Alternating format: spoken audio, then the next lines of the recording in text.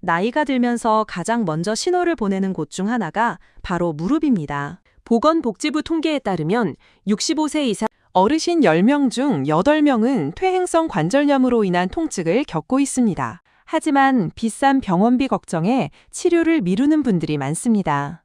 2020년 4월 대한민국 정부는 이러한 어르신들의 부담을 덜어드리기 위해 새로운 지원 대책을 발표했습니다.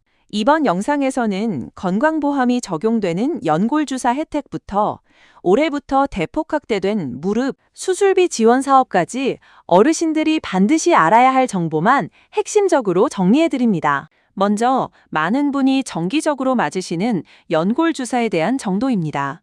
흔히 기름칠 주사라고도 불리는 히알루론산 성분의 연골주사는 현재 건강보험 혜택을 받을 수 있습니다. 기준은 명확합니다. 퇴행성 관절염 환자의 경우 동일 병원에서 6개월에 한 번씩 총 3회에서 5회까지 보험 적용이 가능합니다.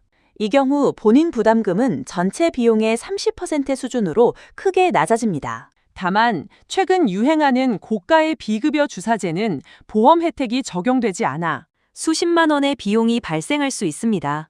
병원을 방문하실 때는 반드시 건강보험이 적용되는 기본 연골주사를 먼저 상담하시기 바랍니다.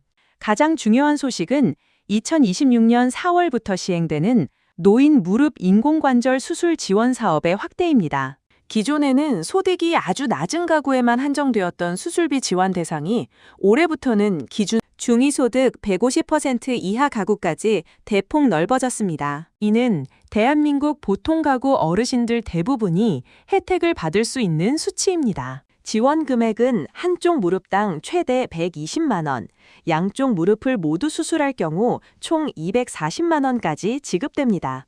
이 지원금에는 수술비뿐만 아니라 검사비와 진료비까지 포함되어 있어 경제적 부담을 획기적으로 줄일 수 있습니다. 하지만 주의해야 할 점이 있습니다. 이 지원 사업은 반드시 수술 전에 신청해야 합니다.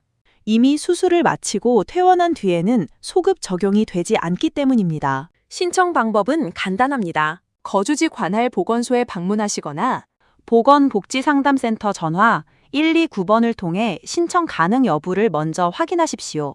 필요 서류는 진단서와 소득증빙 서류 등이 있으며 보건소 담당자가 상세히 안내해드립니다.